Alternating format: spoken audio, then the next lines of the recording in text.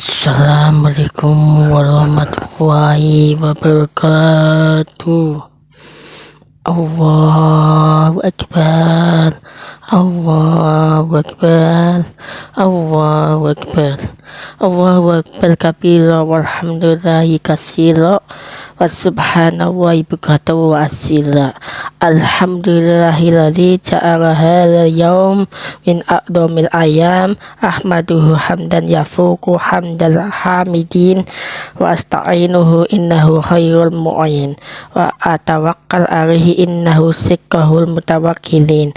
Asyhadu an la ilaha illallah wahdahu la syarikalah khairul mustaqbilin ma'al mustaqbilin wa asyhadu anna sayyidina Muhammad nabiyina Muhammadan abduhu rasuluhu khatamun nabiyina arsalahu rahmatan lil mu'minin wa hujjatan lil jahidin. Allahumma sholli ala sayyidina Muhammad sallallahu alaihi wasallam fil awwalin wal akhirin wa ala alihi thayyibin tahilina wasallim tasliman katsira. Amma ba'du ayyuhan nas usikum wa nafsi bitaqwallah.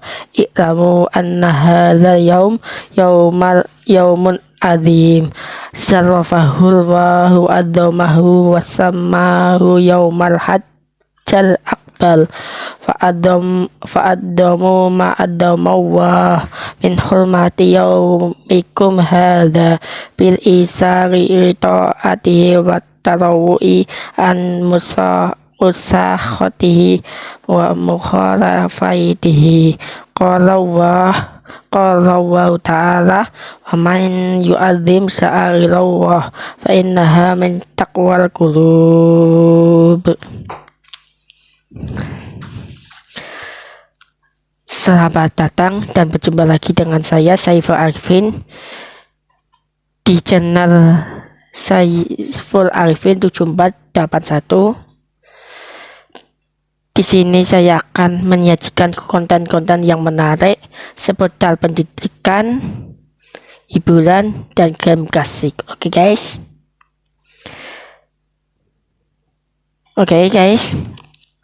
Dan video kali ini akan membahas mengenai tentang masalah Idul Adha ya guys.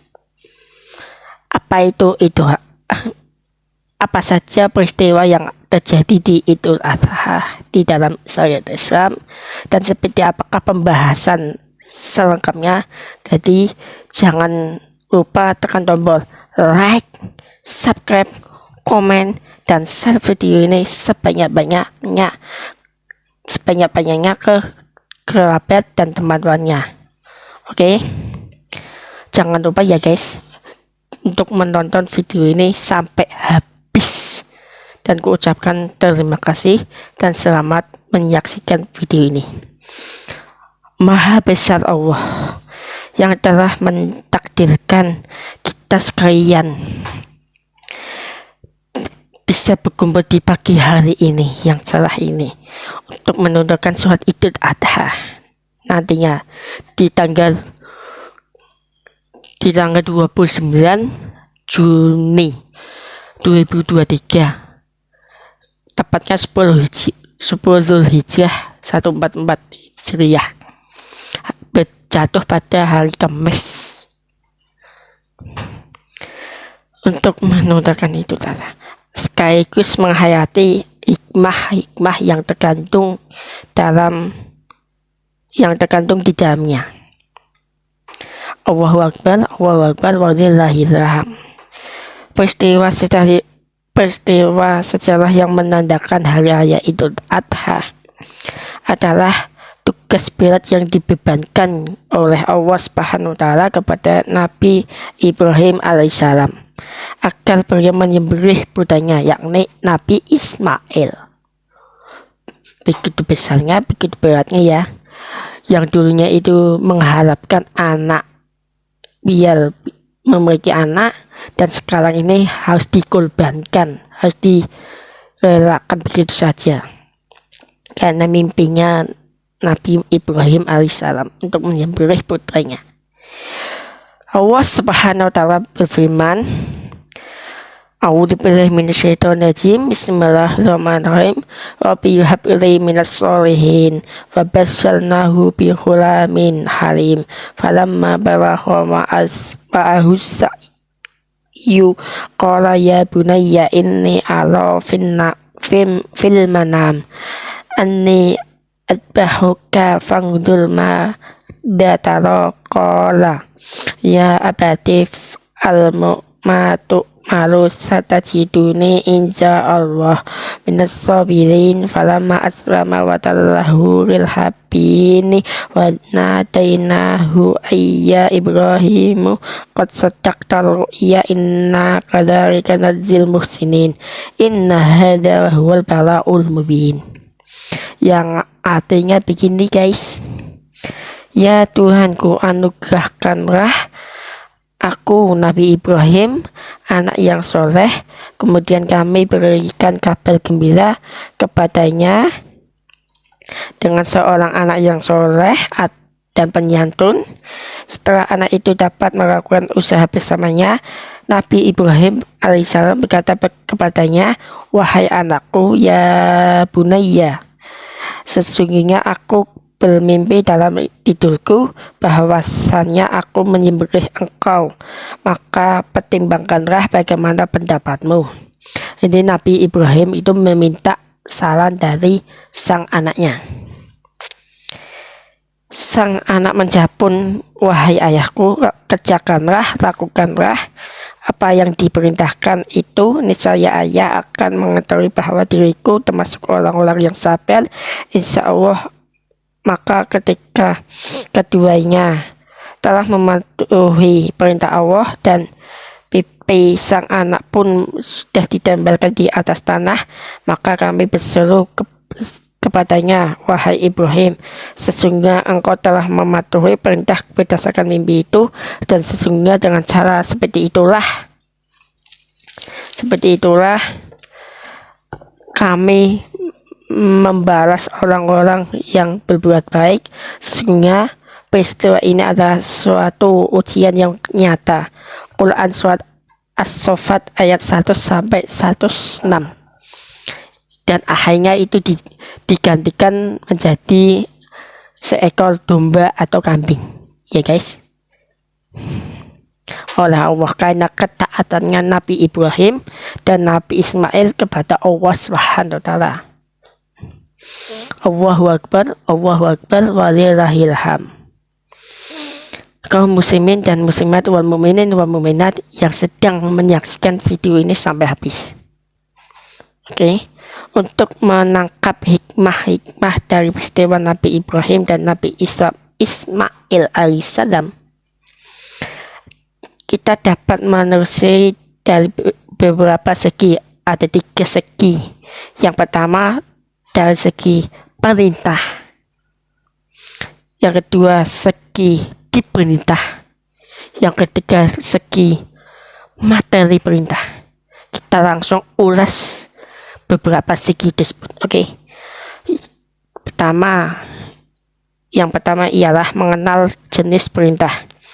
Dapat kita ketahui bahwa perintah yang dibebankan oleh Allah Subhanahu wa taala kepada Nabi Ibrahim alaihissalam sangat irasional atau sangat tidak masuk akal. Betapa tidak orang disuruh menyembelih putranya sendiri kalau bisa mencoba menganalisanya secara rasional atau secara akal pikiran, kemungkinan kesimpulan kita akan meleset dari kebenarannya Allah, maksudnya itu. Bahkan kita akan menuduh bahwa ayat-ayat suci Al-Quran tersebut tidak masuk akal katanya, sehingga kebenarannya perlu dipertimbangkan dan ditinjau kembali. Kesimpulan dari analisa kita tidak akan meleset jika sebelumnya kita sudah menyetujui dan meyakini bahwa tidak selamanya perintah-perintah Allah itu rasional atau masuk akal. Atau dengan lingkup pembahasan yang lebih luas lagi, tidak selamanya aturan-aturan yang terdapat dalam agama Islam itu sesuai dengan akal pikiran manusia. Banyak aturan-aturan ritual atau beribadah dalam agama Islam itu tidak masuk akal, yang oleh para ulama itu disebut ta'abudin atau ibadah mahdah atau ibadah murni, yaitu hal-hal yang mengetahui hubungan antara manusia dengan sang penciptanya, yaitu Allah Subhanahu wa Ta'ala.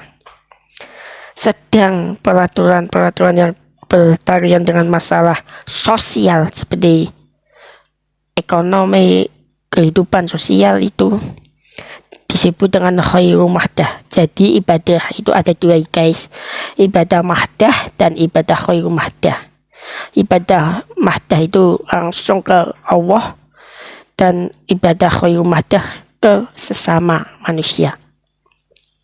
Intinya itu sosial atau ibadah yang tidak murni atau ibadah sosial ada bersifat rasional atau sesuai dengan akal pikiran, oleh karena itu akan mereset hasilnya. Jika ibadah mahdah seperti perintah Allah kepada Nabi Ibrahim dan Nabi Ismail untuk menyembelih putranya, Nabi Ismail di atas dianalisa dengan pendekatan rasional. Kini timbul pertanyaan, yaitu kalau seluruh firman Allah Subhanahu wa Ta'ala itu tidak ada yang sunyi dan sepi dan faedahnya, maka apakah faedahnya Allah memerintahkan makhluknya dengan perintah yang tidak masuk akal dan tidak dapat dipahami oleh makhluk itu sendiri?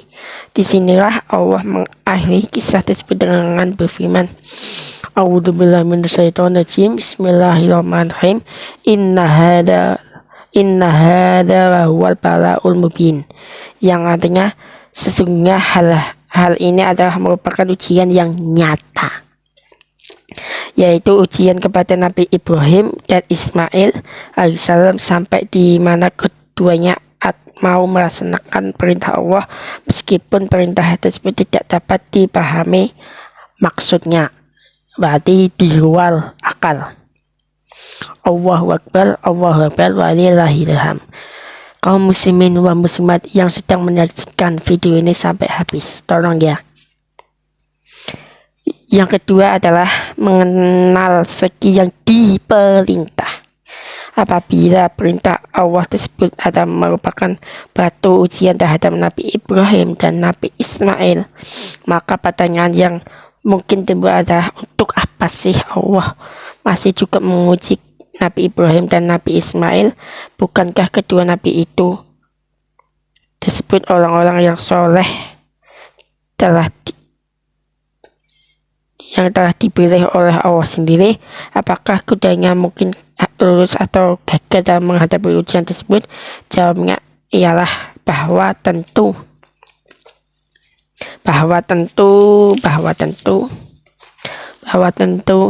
kedua nabi tersebut pasti lulus dalam menghadapi ujiannya, karena keduanya adalah orang-orang yang sudah dipilih oleh Allah Subhanahu wa Ta'ala.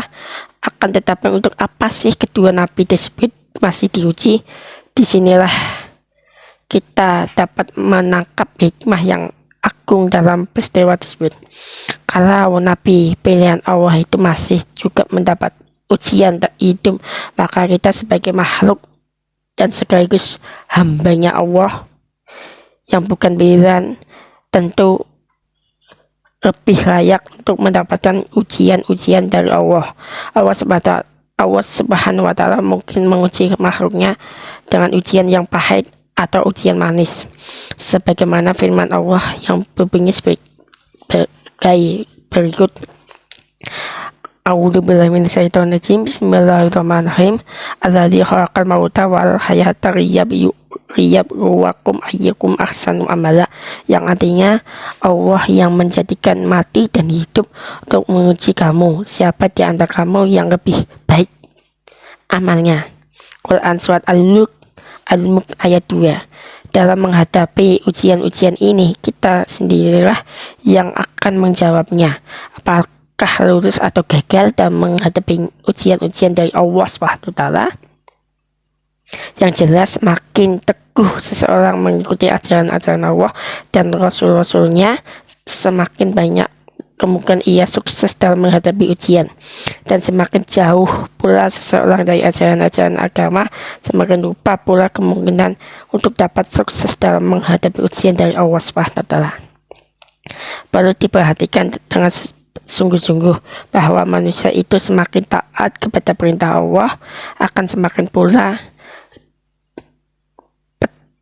semakin pedih pula dan berat ujiannya.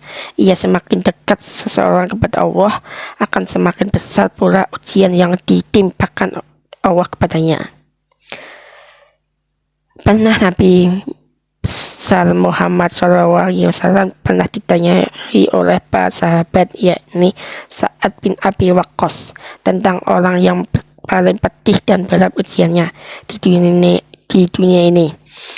Bahkan beliau menjawab, para nabi, kemudian orang-orang yang seperti nabi, lalu orang-orang seperti mereka. Oleh karena itu, tidaklah layak bagi seseorang untuk mengharapkan karunia dari Allah sebelum dia tahan dan lurus dari ujian cobaan hidup yang ditembakkan kepadanya. Nabi saja diuji, apalagi kita ya guys.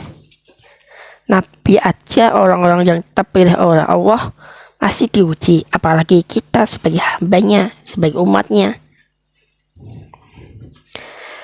Ketika ada sekelompok orang yang datang kepada Nabi dan menyatakan sebagai orang-orang mukmin, kemudian datang menimpa mereka ujian dari Allah, yaitu mereka dihadang oleh orang-orang kafir yang ingin membunuh mereka, sehingga mereka merasa kesal sebab mereka itu sudah merasa sebagai orang-orang yang beriman, mengapa pula masih mendapat ujian cobaan hidup.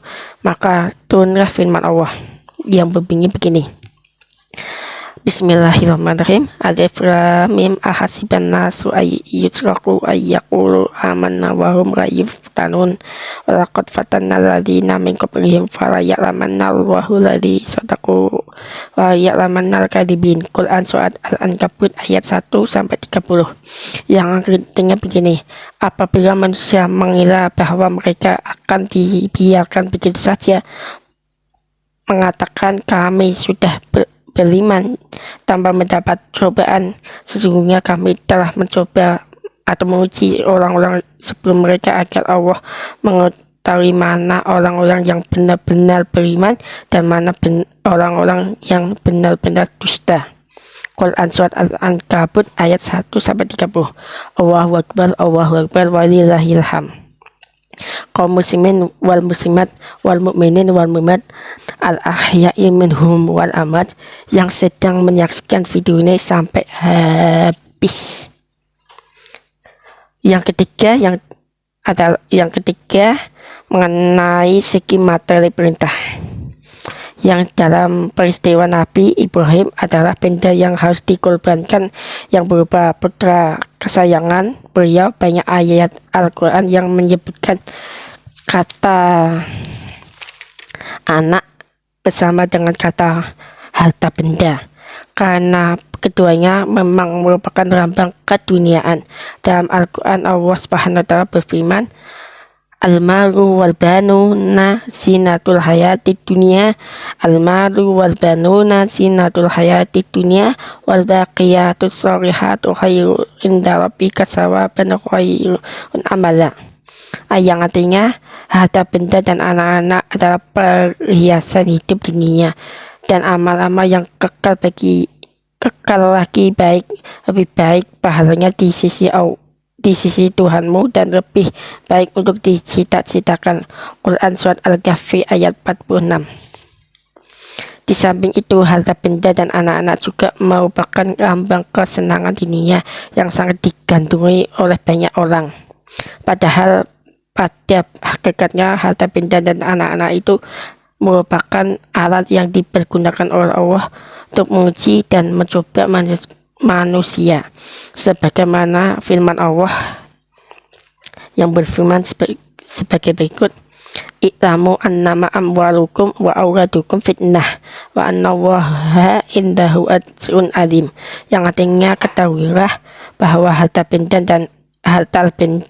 dan anak-anakmu adalah merupakan ujian bagi kamu, sedangkan sesungguhnya di sisi Allah ada pahala yang begitu besar. Quran Surat Al-Anfal ayat 28.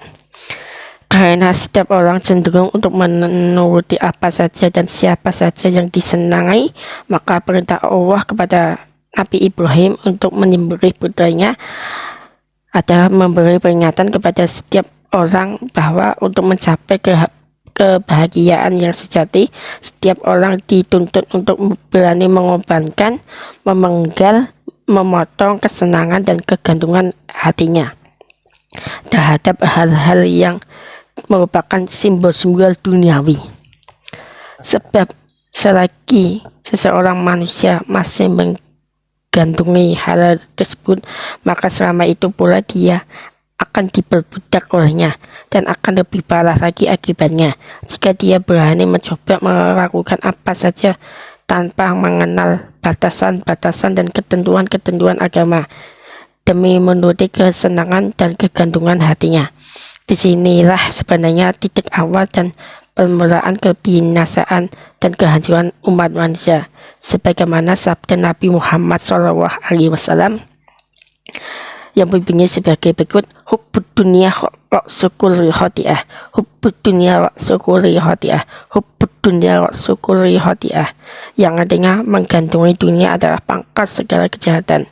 Bukankah segala macam bentuk kejahatan di dunia ini seperti penipuan, korupsi, suap atau rasuah ya guys, atau korupsi, pencurian, perampokan, pembunuhan, pemberontakan yang sudah terjadi di zaman ini, terutama di Indonesia guys. Aku tidak mau menyebutkan pihak-pihaknya saja. Aku tidak mau menyebutkan pihak mana dan pihak mana yang bersangkutan. Konten ini hanya edukasi, hiburan, dan game kasih saja. Lanjut.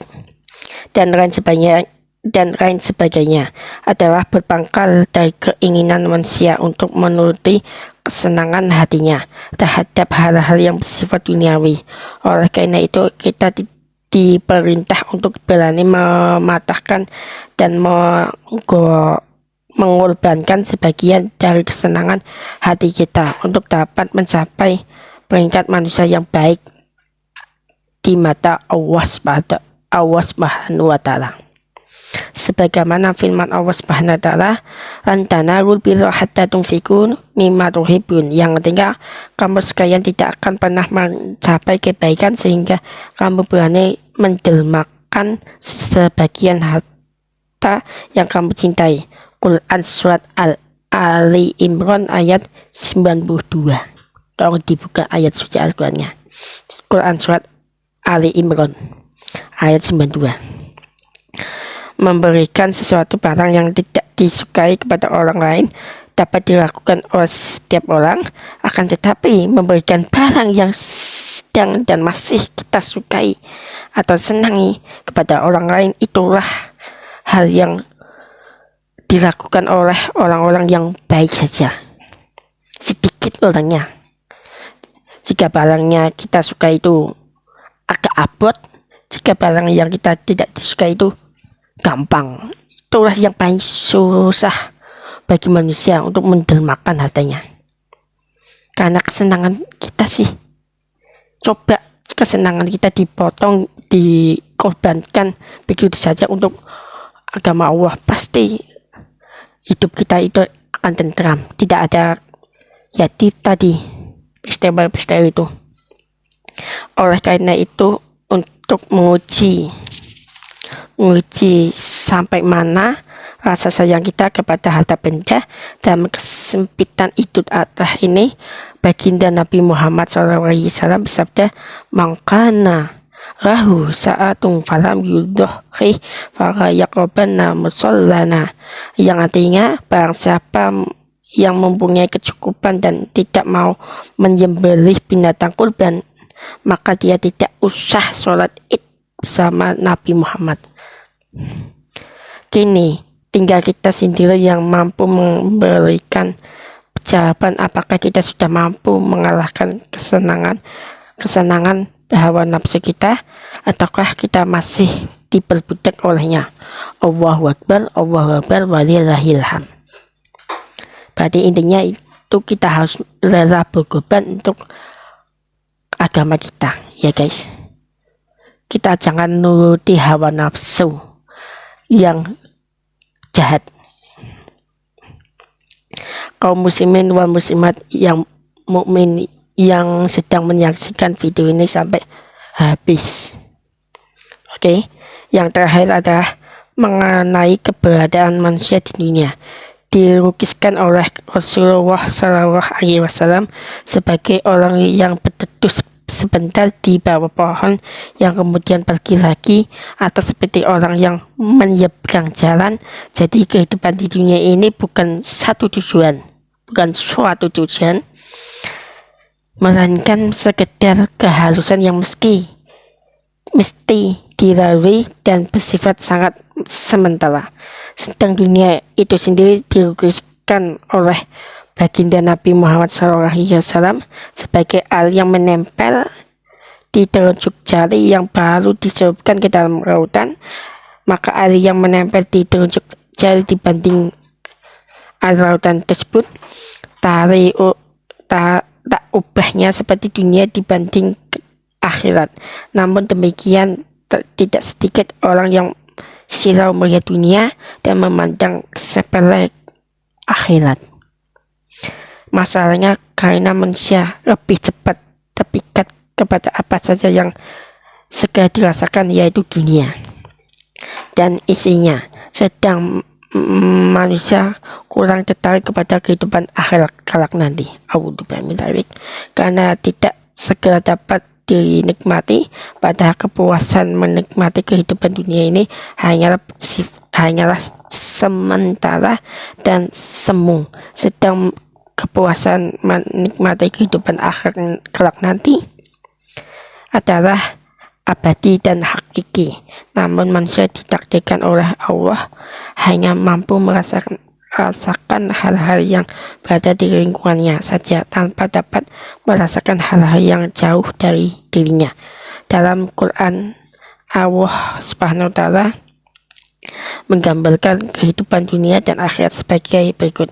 I'lamu annamal hayatud dunya raibu walahu wazinatu wa kafarun bainakum wa takasuru fil amwal wal aulad kama sari khaisi ajabal kufaron nabatuhu summa yahiju fatarahu musfallan summa yakunu khutoma wa fil akhirati adabun sadidu wa maghfiratu minallah wa ridwana wa mal hayatud dunya illa mata'ul ghurur, yang artinya ketahuilah bahwa sesungguhnya kehidupan di dunia ini hanyalah permainan, iseng-iseng, perhiasan, saling merasa hebat di antara kamu, serta persaingan dalam berbaiknya harta dan anak.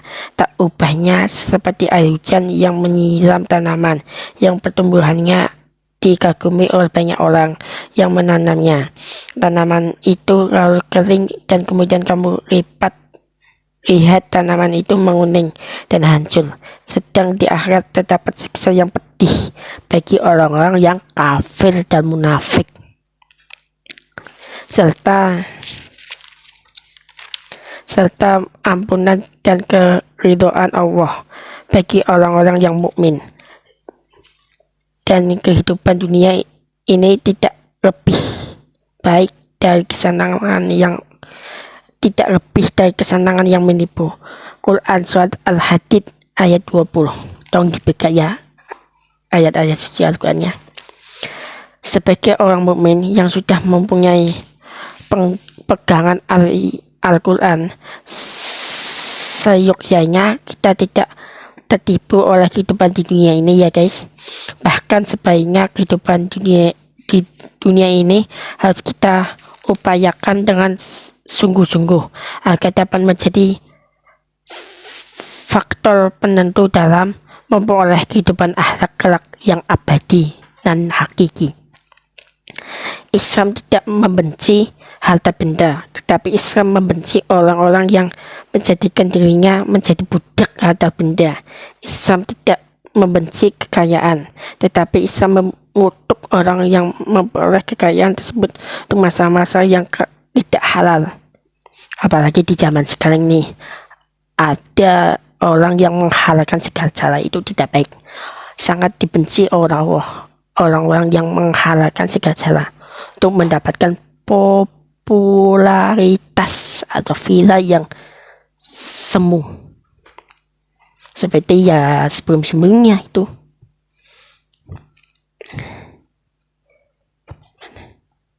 Islam tidak membenci kekayaan, tetapi Islam mengutuk orang-orang yang memperoleh kekayaan tersebut untuk masalah-masalah yang tidak halal. Pola hidup zuhud atau sederhana yang dicontohkan oleh baginda Nabi SAW tidaklah identik dengan hidup sengsara, karena permasalahannya menyangkut moralitas dan tanggapan seseorang terhadap dunia ini. Tidak jarang orang miskin yang gandrung dengan kehidupan duniawi, dan tidak sedikit pula orang kaya yang lebih mementingkan kehidupan akhirat yang abadi. Seseorang manusia baru mencapai kesempurnaan hidup apabila dia telah mampu memberikan penilaian bahwa kehidupan ukhrawi itu lebih baik dibandingkan kehidupan duniawi ini. Allah Subhanahu wa taala berfirman, walal akhiratu khairul laka minal ula, yang artinya kehidupan ukhrawi itu lebih baik bagimu daripada kehidupan duniawi. Quran surat Ad-Duha ayat 4. Untuk dapat memberikan penilaian yang tepat mengenai arti dunia dan arti akhirat, seseorang terlebih dahulu harus memahami arti keberadaan di dunia ini dan tentang fungsi dari dunia itu sendiri. Pekerjaan ini memang berat karena merupakan upaya untuk mencari identitas manusia di dunia ini, apalagi jika pekerjaan ini hanya didukung oleh akal pikiran yang sangat terbatas kemampuan manusia itu sendiri. Jadi peristiwa Nabi Ibrahim alaihissalam yang kita peringati hari ini adalah mengandung pelajaran yang luhur yang menuntut setiap umat Islam agar mau melumpuhkan kegantungannya kepada segala hal yang bersifat duniawi, dan dengan demikian dia akan menjadi insan kamil atau manusia sempurna, karena sudah dapat melepaskan dirinya dari belenggu-belenggu perbudakan yang dilakukan oleh hawa nafsu. Sedangkan hal ini akan membawa dampak moralitas di mana manusia tidak lagi rakus dan kejam terhadap sesama manusia dalam mengejar kebahagiaan semu yang sementara, karena dia akan menggunakan segala yang dimilikinya sebagai sarana untuk mencapai kebahagiaan akhirat yang hakiki dan abadi. A'udzu billahi minasyaitonir rajim. Bismillahirrahmanirrahim. Wa idza quri'al qur'anu fastami'u lahu wa'ansitu la'allakum turhamun. A'udzu billahi minasyaitonir rajim. Bismillahirrahmanirrahim. Inna a'tainakal kautsar fasholli rabbika wanhar inna sani'aka wal abtar. Barakallahu fi wa lakum fil Qur'anil alim wa nafa'ani wa iyyakum bima fihi minal ayati wa dzikril hakim wa taqabbal minni wa minkum tilawatahu innahu huwas samiul alim wa jalani wa iyyakum fi sumrati ibadi sholihin. Aku qauli hadza wa astaghfirullahal azim li wa lakum wa lisairil muslimin wal muslimat wal mu'minin wal mu'minat fa ya fawzal mustaghfirin wa ya najatana wa ya najat mantan taibin. Cukupkan sekian dulu dari pembahasan saya ini, dan semoga pembahasan kali ini bermanfaat fid dini wa dunya wal akhirah. Dan jangan lupa channel YouTube ini hanya edukasi, hiburan, dan game klasik. Jika Anda terserah Anda mau percaya atau tidak, mau ambil atau tidak terserah Anda. Yang penting saya sudah mengedukasi kalian tentang peristiwa-peristiwa yang terjadi di bulan Dzulhijjah ini, dan hikmah yang tergantung di bulan Dzulhijjah ini. Oke, cukupkan sekian dulu, dan jangan lupa tekan tombol like, subscribe, komen, dan share video ini sebanyak-banyaknya, dan terus dukung channel YouTube ini agar berkembang lebih lagi. Dan saya ucapkan terima kasih yang selalu dukung channel YouTube ini sehingga 500 subscriber. Terima kasih, dan teruslah dukung channel YouTube ini. Oke, sekian dulu dari saya. Bila hidup hidayah, jika ada kesalahan baik kata atau perkataan yang tidak sengaja, mohon dimaafkan. Bila hidup hidayah, assalamualaikum warahmatullahi wabarakatuh. See you dan goodbye. Selamat Hari Raya Idul Adha 1444 Hijriah.